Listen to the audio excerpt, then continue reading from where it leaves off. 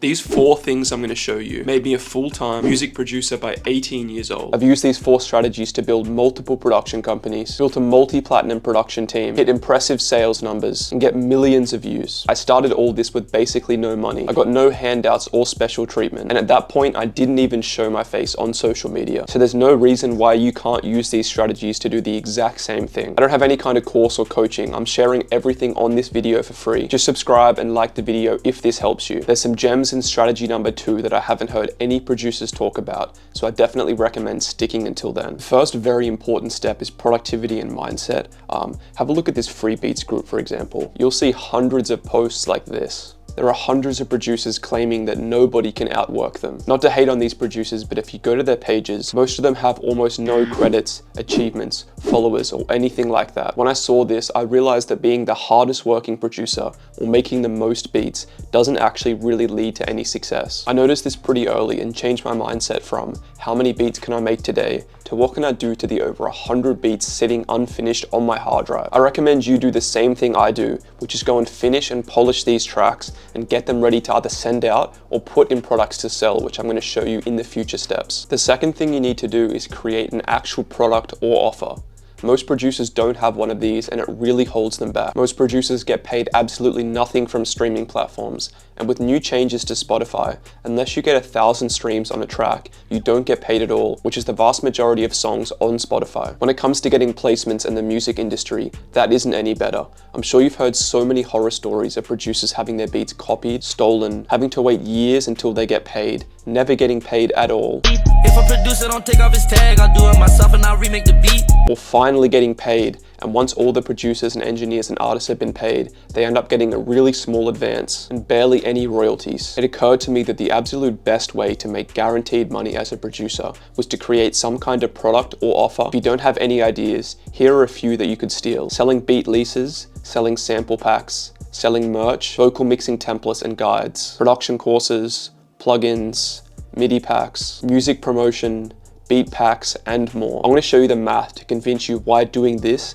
is so much smarter than just going for streams or going for placements, which is what most producers do. So if you get 1,000 streams, you're getting paid anywhere from $0.003 to $0.005 per stream. Beat sales, on the other hand, are between $25 to a couple $100. And from listening to lots of interviews and speaking to producers getting placements, it's very likely that most placements pay around a couple $1,000s for an advance. And if the royalties that you get pay off that advance, you can likely make a little bit more money over the following years from royalties. If you look at the credits for most songs nowadays, it's likely there's a few producers credited on it, and because of this, the amount of money you make from your advance and from the royalties is likely not going to be as large as most producers think. So if you want to make roughly $100,000 a year, which is where I was when I finished school, you need to get around 33 million streams a year on Spotify, 1,000 beat leases for roughly $100 each, or 20 placements that pay you $5,000 each between the advance and the royalties. Personally, I think the beat sale route is so much smarter, and I'm going to show you in the next step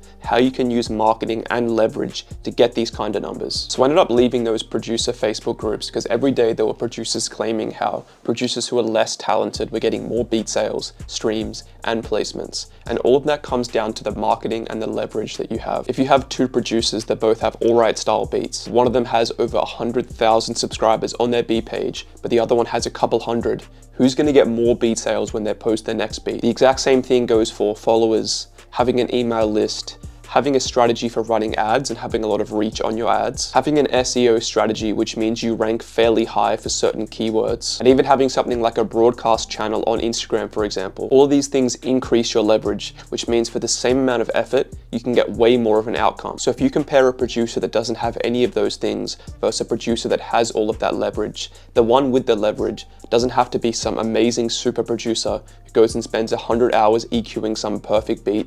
They can make a beat that's good enough for artists, promote it using all of their different audiences, and get way more placements and streams and sales than the producer without any of those. The main way that I used that was by building an email list of artists. I used social media automation. I would DM over 100 artists a day, and I would do all of this to send them to a free beat pack, which would get them to join my list. I then used my email list to sell lots of different products to these musicians, which led me to hitting all of these different sales sales revenues very quickly. I recommend saving this video so you can have a look at this list here and try and build at least one or ideally more of these different sales channels so you have so much leverage when it comes to promoting your music, products, beat packs, sending beats out for placements, or whatever it is. The fourth step is consistency. Let's just say you were interested in selling beat packs and you wanted to build up an email list. This could be the exact same thing for selling sample packs or MIDI packs and building up a list of producers. Let's just say you managed to build this list by 100 people every day. You times that by 365. And this is how big you can grow your audience in just 1 year. If you manage to get 2% of those people to go and buy a beat from you, that's over 730 people. If you times that by, let's just say $50, for example, which is your average price for a beat, you're roughly making $36,000